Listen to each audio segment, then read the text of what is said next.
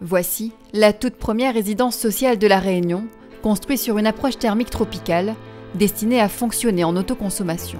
Situé dans le quartier du Ruisseau à Saint-Denis, ce bâtiment sera alimenté par sa propre centrale photovoltaïque, une volonté de la ville de Saint-Denis de s'inscrire dans une démarche environnementale.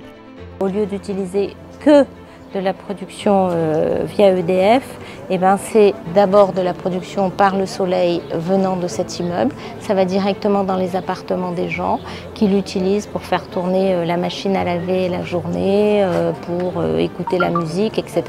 Et le soir, bien sûr, comme il n'y a plus de soleil, l'utilisation de l'électricité du réseau normal. On peut construire différemment, on peut s'inscrire dans le développement durable et puis on peut penser la densité de façon différente.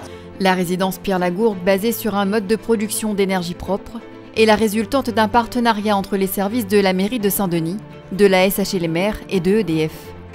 L'idée surtout, c'est d'accompagner les locataires dans l'appropriation de cette énergie qui est produite différemment, dans la maîtrise de l'énergie en général et dans le confort thermique. Donc en plus de la centrale, on va associer une association qui occupera un local au rez-de-chaussée pour accompagner en fait cette vie plus écologique, plus environnementale. Première découverte de ce chantier sur lequel se mêlent technologie et architecture dans le respect de l'environnement réunionnais, dont se félicitent les principaux acteurs du projet.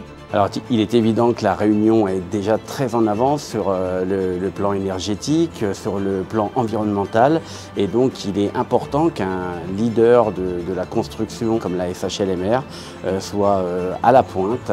Et c'est pour ça qu'avec Erika, nous avons souhaité que ce bâtiment, que ce programme soit totalement exemplaire. La résidence devrait accueillir ses premiers locataires d'ici la fin 2023.